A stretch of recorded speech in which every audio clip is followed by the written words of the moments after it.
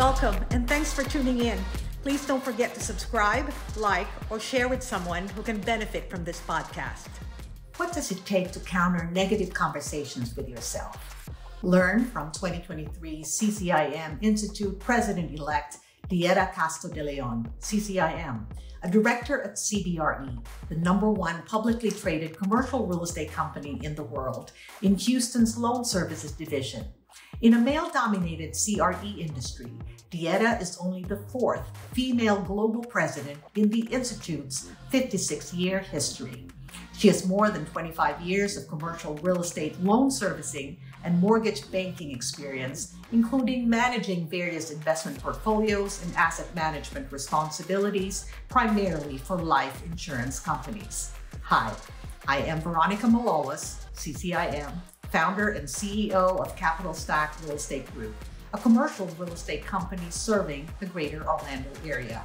Tune in to my podcast entitled Women Influencers in Business and CRE, and get ready to be inspired by my guest, D'Etta Casto-DeLeon. Good morning, D'Etta. How are you? Good morning. How are you, Veronica? I am good. So tell us, you are in Texas right now, right? Which part of Texas are you in? Hot, humid Texas. Humid Florida for me. Which, by the way, I have 2 AC units, and my top upstairs units is out right now because the compressor went out 2 nights ago. So wow, that happens. I have a glow. I love it, though. You look fabulous, and I want to just thank you for allowing me to interview you here on my podcast. So, and you're really here because I am so very excited about you telling your story to the people who are tuned in to this episode of the podcast. So let's begin. And if you can tell us about your fabulous story of growing up in your environment and then getting to where you are today, I would love to hear that. Well, first, thank you very much. I realize that this is kind of the beginning of your podcast, and yes. I think you've done, 2, maybe 3 interviews, and so I'm excited to be, third. Let's just go with the number 4. 4th woman, 4th president. I was a 4th president of the Houston chapter of CCIM. So anyhow, but to go back to the beginning, how I just got into commercial real estate, it really started way back when I was very young. I grew up with parents that worked very hard. My mom was the one that taught me how to be responsible. I was 12 years old. And here's the deal, is I learned at that very young age that you don't get paid on jobs until you finish a job. And so what a concept, huh? My dad was kind of a general contractor. He did a lot of residential. He did commercial, sheetrock, taping, floating, odds and ends around houses. And so I, at 12, would go and hang sheetrock, tape and float, paint with my dad. And so I've got the DIY bug. And so that's the nickname I now have is the DIY Etta. I love that. Wait a minute. Did you have siblings? I do. I have a brother that's two years younger than me, and then I have a sister that's 12 years younger. And did they hang sheetrock like you? They were in the field just like I was. Yeah. So awesome. we all learned some life skills and as well as business skills. So by doing our hard work. So at 13 is actually when I had my first other real job where I got paid for. I was working at a local Yale Pharmacy grill where I worked behind the grill making hamburgers there every summer. And then at 17, my mom walked into her State Farm insurance office to pay a bill, and they were super busy that day. And they were like, she goes, my daughter is looking for a job. And she goes, can she work here part-time? And they were like, yes, we need somebody. Type ID cards, file, whatever. So I went in and officially met them, and I started the next week, and I did that for about 2 months. And then I went to the agent and I said, so, hey, this whole typing ID cards and filing is not enough. I said, I need more work. And I said, I need to learn something. And he's like, all right. So the next thing you know, he started teaching me how to sell auto insurance. And then I graduated to homeowners. And the next thing you know, I was writing commercial lines insurance, and I was the only one in the office that would handle the commercial lines. I was selling life insurance. Our regional director came in one day. He's like, my God, you sold more life insurance than you have in months. And he goes, well, it's that girl up there. She wants commissions, And so you want to get paid, yeah. at that time, it wasn't a lot of money, and I needed every nickel and dime that I could get, so that lasted over, I was there for 10 years, learned a lot, got married, had 3 children, 3 boys. Then at one point I finally made a transition because I'm a pretty loyal employee. I don't like making transitions. And so I went to an independent insurance broker firm, worked there for about 4 or 5 years. And then decided I wanted to get out of insurance. So that was like 14, 15 years of insurance. I called a headhunter and I was like, hey, I don't know how to do this. I want to get out of insurance, but I don't know what I want to do when I grow up. And so she says, well. Now, at that time, how old were you? So late 20s-ish or early 30s. You already had your 3 children. Already had my 3 children. So I was probably early 30s, I guess. If I do my math right. And so we talked about it. She says, okay, fine. She called me, I don't know, a week or 2 later. She goes, all right, look, she goes, I have a job that I want you to go and interview for. She goes, I just need you to listen to me. She goes, it is still an insurance. She goes, but you'll be on the mortgage side. And at the time, it was a company called Holiday Fanolio Fowler, which people now know as HFF. And so I did. I walked in there and I ended up managing the insurance department, which also another tidbit is I had technically taken another position working at another insurance office because I was going to have a title that I thought I could use later on, which again, note, I don't switch jobs easily. And my plan was use it for a year and leave. Well, I walked into Holiday Fanolio Fowler and I interviewed. And at the end, the person that interviewed me, she goes, do you have any questions for me? And I said, look, I'm going to do something that's probably not the right thing to do. And I said, but I really, really want this job and I will do a great job. And I said, but I have taken another position that starts next Monday. And I said, I need a decision by tomorrow. And she says, well, all right then. And so the next day I had an offer. I did the horrible thing and did not show up at that other job, but it was the absolute best thing I ever did in my entire life because once I took the job with Holiday Fanolio Fowler HFF, I just was managing insurance. When I switched from only managing commercial insurance, I was then the one demanding it for the mortgage side, working for all these numerous different lenders. And then that just slowly transitioned. And so mind you, I had my children, I graduated high school, but I never went to college, not even a day. So a lot of the work I did, all the work I did was on the job training and asking questions and just showing that interest. And fortunately, I had good people that I worked with that would answer my questions and not just like, hey, do your job. And so that transitioned into just the insurance to little steps because we were on the mortgage side. I was doing loan setup and then I started doing inspections and just every baby step. And then I made a transition at one point in time to work for a company called Live Oak Capital.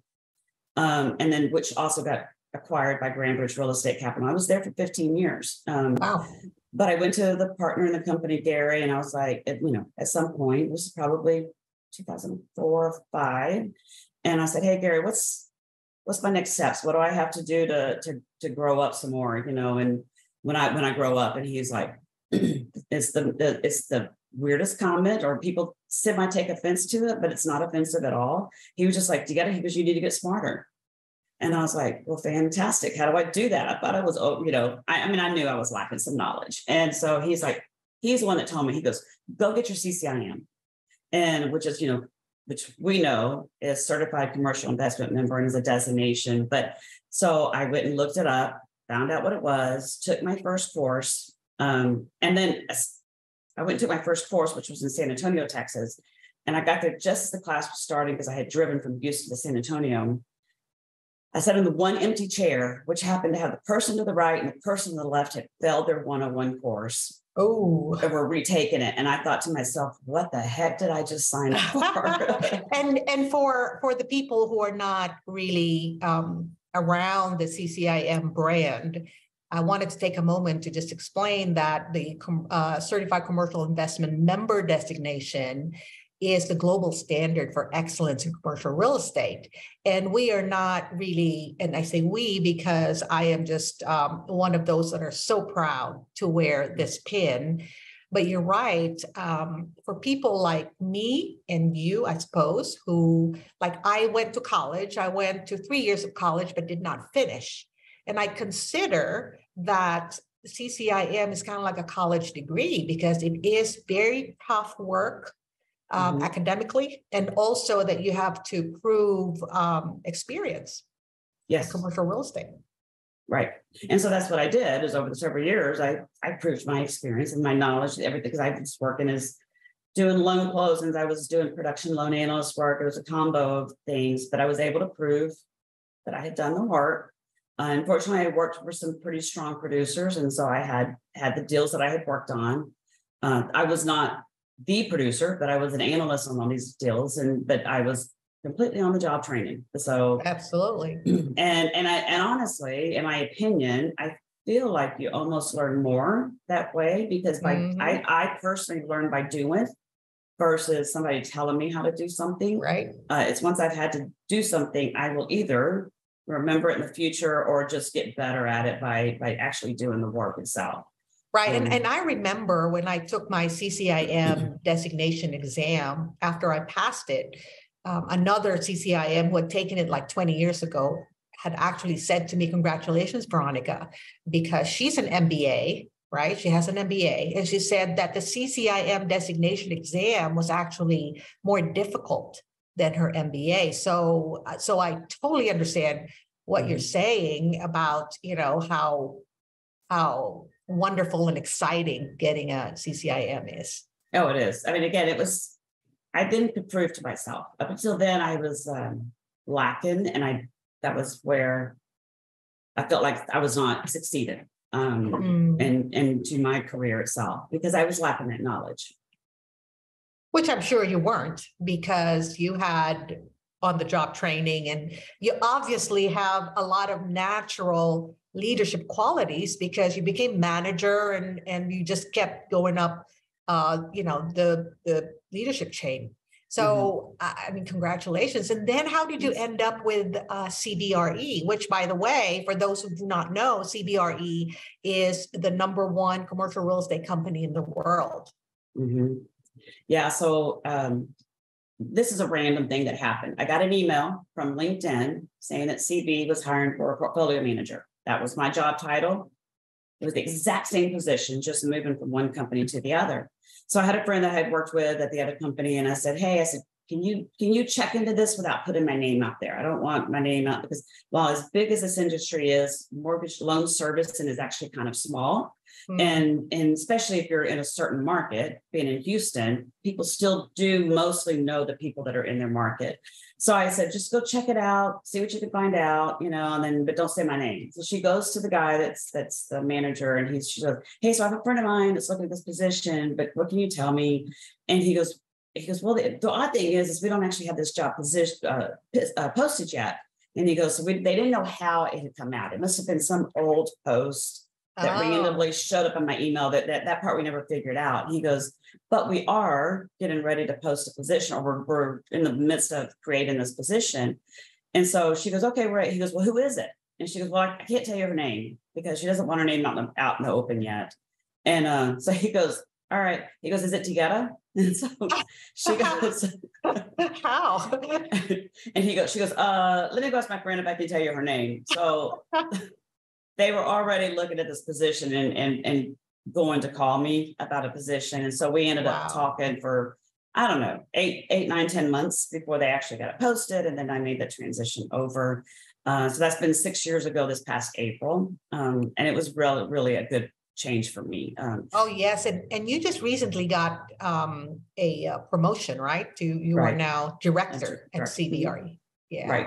Congratulations, D'Etta. Thank you. Now, I'm curious as to how you are going to be the president-elect. Well, no, I take that back. You are the president-elect for the CCIM global organization, which means that next year you're going to be our national or global president.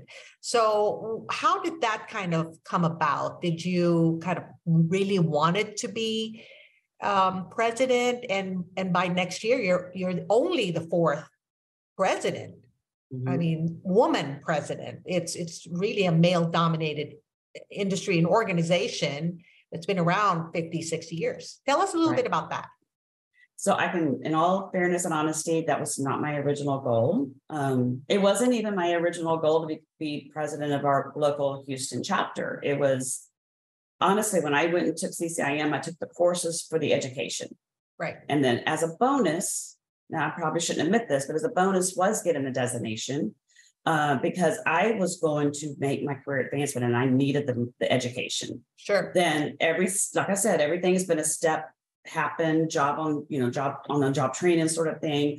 And so I got the designation. Well, while I get penned, first thing you know is like the chapters do what they do. They got me on one of the committees.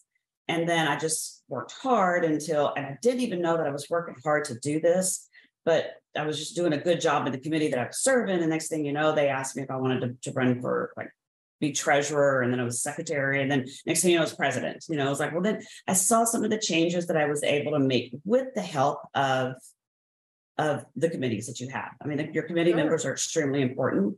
And so I did that in 2012. And then, but I also, at the same time, because you're president of the chapter, you get involved on a national level because you're going to that. And then same thing, little committees that we ended up being asked to be on because we were making some differences. And it just was a graduation sort of thing. And then in 2019, actually, me and my husband went to the governance meetings in San Diego. And he was there because my husband's is a former Marine. He wanted to go to the military base and visit it. So I was like, great, let's turn this into a vacation. And so while he was there, I had several people ask me when our meetings were over, they're like, are you going to run? D'Etta, we need you to run. And I was like, these people are crazy. I was like, oh, by the way, D'Etta, 2019 was when I got my CCIM designation. Yeah. I was in San Diego. In San Diego? Okay, nice. Yeah. Very nice location.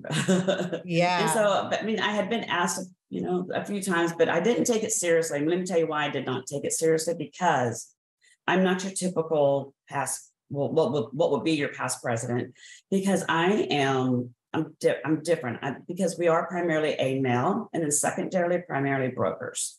And I'm not a broker. I do loan servicing. So I'm in the capital markets. We're on the lender side, but I am after the deal is closed, and I manage those loans. So I am an employee of a company that has stepped into this role, which I think is still, at the end of the day, is good because that lets other people know, which I think it has to do a lot with when you talk about that women's side. Women as a whole are generally more reserved or hesitate to go out and do these commission type jobs. And I would admittedly be the first one to say I like to know what my paycheck is. As long as I know what it is, I know how to pay my bills and can structure from there. And I feel like that's probably a woman type personality trait, my opinion. But taking this leadership role, I think for some of these individuals, whether it's male or female, if you are an employee, it shows you that you can be in these leadership roles, and you have a company that supports you. You have to be upfront with the company. This is what my obligations are. And I've set up a team that now helps me look good. And I give them all the credit and the kudos because my team is the one that helps me look good. And I need their support, and they know I need it, and they know I appreciate it. So you are going to be the fourth in 56 years female president in the CCIM Global Organization. Congratulations. You are a role model for me, D'Etta. And I wanted to kind of move on to the one challenge that you think you overcame through your journey in building your career or your life. Through career, I would have to say my challenge is actually my own problem. My own fault is because I mentioned I didn't go to college, not one day. So I always felt like I was lacking because you get around all these people and they first start talking about which college they went to, start talking about the sports or whatever. And I was like, so my boys played basketball, and it was like, so I didn't have that. I don't have that connection with a college, and I don't have that desire. So I always felt like I was lacking on that end. Is that kind of a conversation that you have with yourself that kind of pops up a lot? Or is that something that that once in a while would kind of show up to the surface and you would be like, I don't know, it's one of those things I think that's always just in the back of my head. I felt like I was afraid to move forward in certain circumstances. And I can't give you any particular instance. It was just generally speaking, I proved myself through my work ethics versus that college base. And so it was nobody ever told me, oh, you didn't go to college, so you don't deserve this. Yeah. That part never did happen. That's right. But because I didn't go to college, I think there was some information I was lacking. I think maybe I could have progressed maybe sooner. But I absolutely do not discount the knowledge that I've learned by on-the-job training, because again, I personally learned by doing, and I feel like that has taught me. I mean, I've had some good mentors in my career, people that I've worked with that have taught me old school ways, that have taught me how to do some certain things. And I've had a conversation in particular about college, if I can mention my son. So it's been several years ago. I made a comment that I had regretted not going to college. And when I say not even a day. And so he was like, well, Mom, why don't you go now? And I said, well, now I don't have to go because I have my CCIM designation. And I said, and that is what we commonly call is like our PhD of real estate. I said, I can put my CCIM designation on my business card. You don't put your college degree on your business card. And now I have proven myself through my work ethics and all the different lenders that I work with, because I work with numerous institutional lenders, and they appreciate what I bring to the table because I've been able to prove myself there. Yeah. And so that he goes, okay, I get that. But again, I was putting myself down because I was like, I regret not going to college. And he was like, why don't you do it? And I was like, well, now, while I'm saying I regret it, I don't have to. That's right. That's right.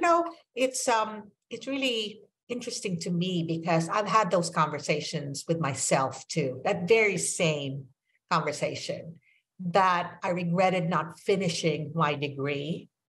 And yet I look back and the decisions that I made in not finishing college was really something that I really wanted to do because I pursued other things, right? I actually built my commercial real estate career a little bit later. And you, because of your hard work, you were able to just continue on and not have kind of like a start-stop situation with your career. Do you feel that the way that you overcame that challenge of that kind of in the back of your head conversation with yourself saying, I regret not having a college degree, do you feel that that's probably the reason why you worked a lot harder? Or talk a little bit about that. I think so, because I feel like I was lacking knowledge. I had to constantly learn and prove myself. And I didn't want to be that person not doing their job. And I remember, a handful of times that something negative happened on the job and I would just beat myself up, and it's like, I don't want to be that person that misses something. And so, because there is a certain balance, and maybe that's from upbringing. My mom was pretty strict on us. I was actually at the time the first of my cousins to graduate high school.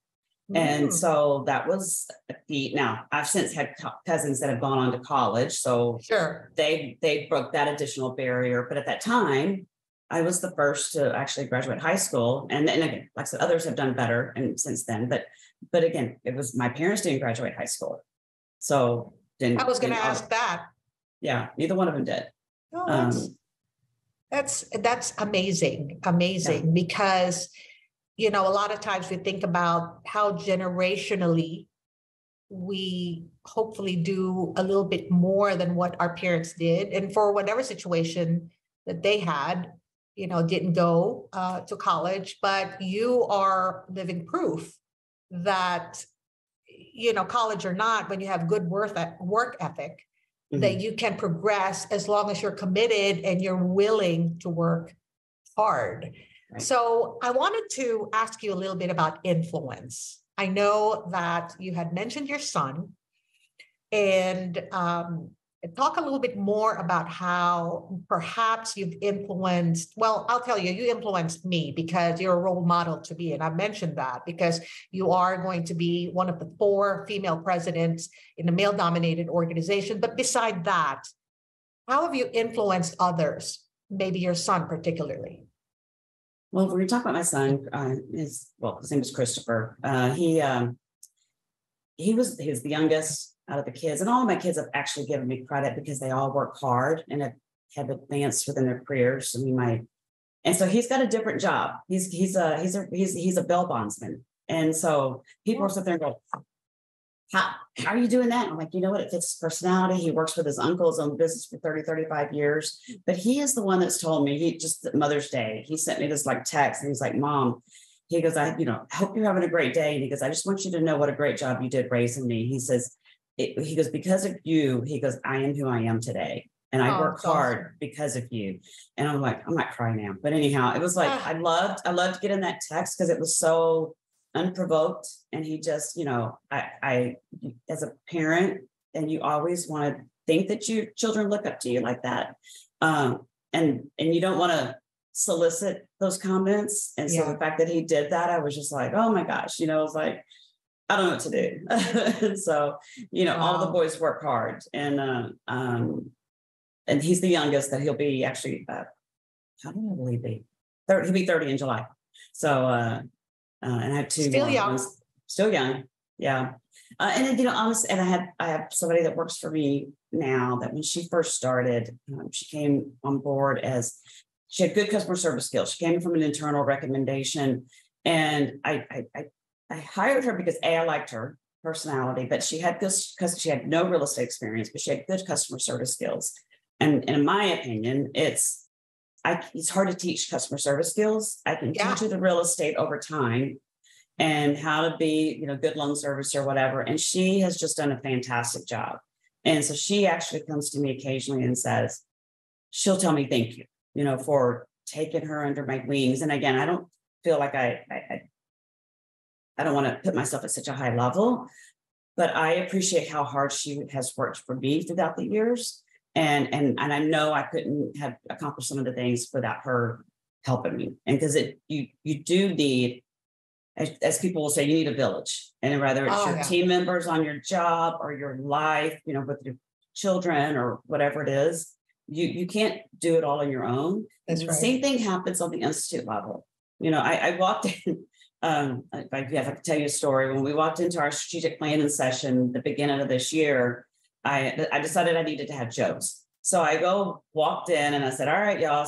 I started playing this clip from, I hope it's not offensive, it was Snoop Dogg. And it's when he was getting one of this, what is it, like this, the award when you on Hollywood Boulevard, and he gets up there and starts singing, I want to thank me. I want to thank me. It's like, I did this. And I 100% did it as a joke, and I was like, I played the whole thing. Everybody started laughing. And I said, okay, we're here for strategic planning for the Institute, because it is not just about you.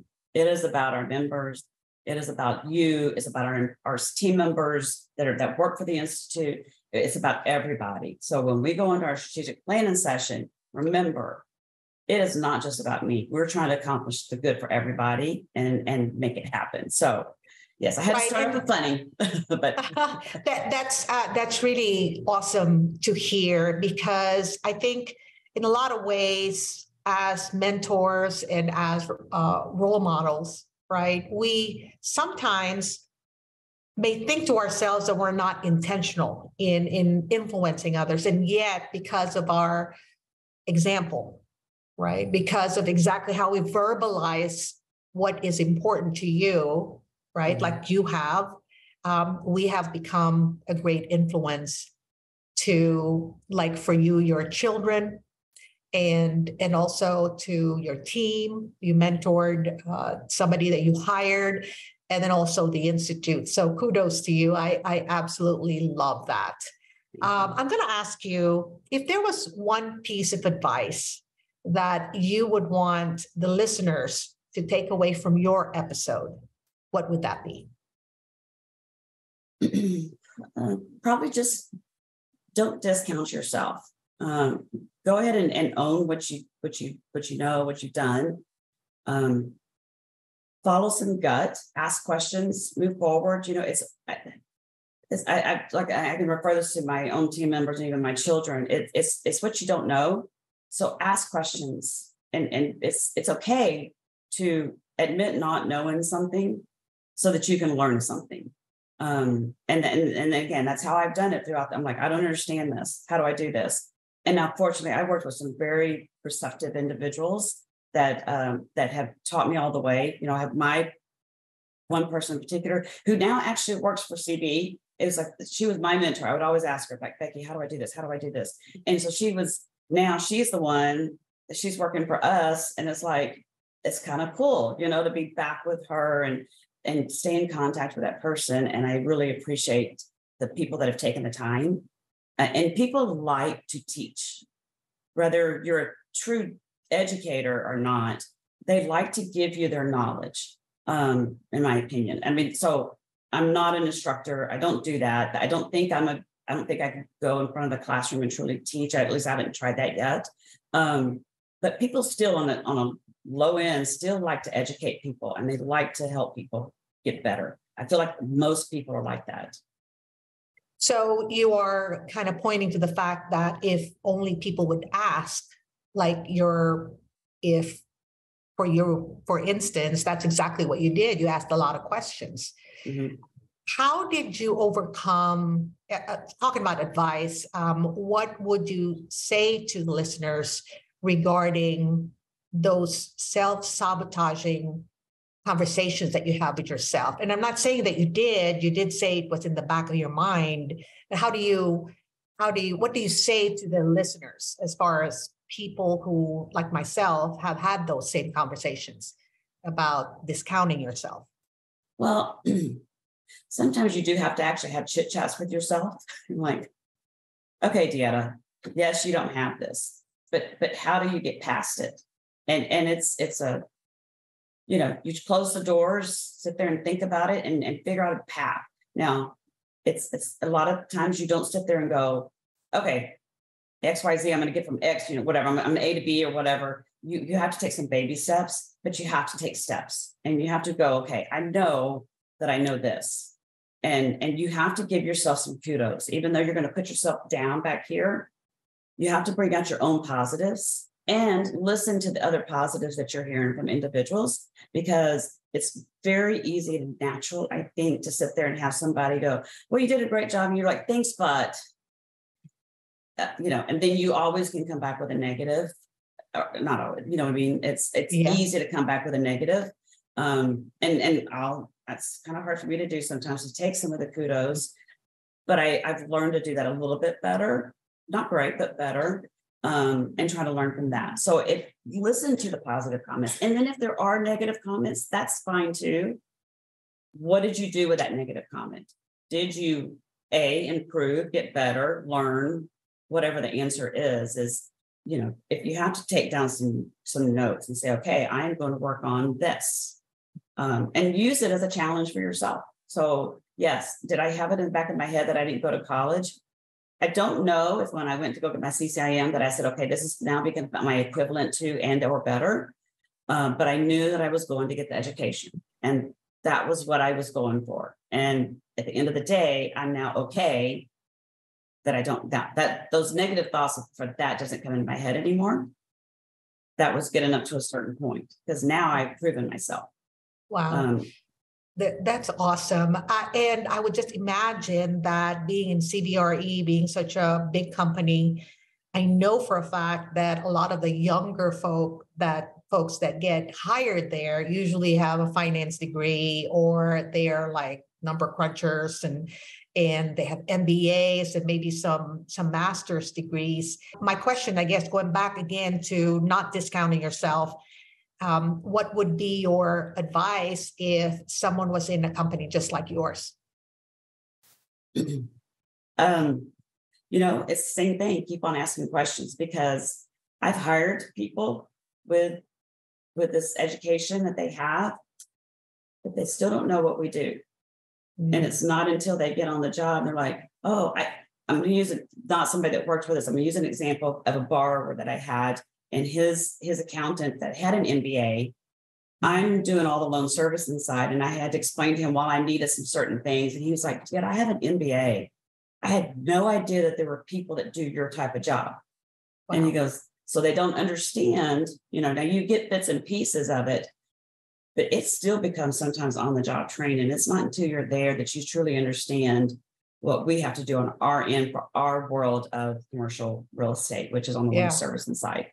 So don't come into these jobs thinking that you know everything. You have a good basis, and know that you still need to learn. Learning never stops. I remember overhearing somebody in the office a few months ago that he couldn't wait for another year or two and he would know everything. And I just laughed at him. I was like, "No," I said, "I've been doing this for probably over 25 years now." And I said, "I still learn something on almost every type of request, or every loan is now different." Because used to it was basic loans. Here's your $5-10 million, Mr. Borrower, send us your financial statements. That's it. Well, now there's so much more structure and covenants and things that you have to meet to. So I'm like, again, 3 years I've been doing this, I still learn something all the time, and it doesn't stop. That's awesome.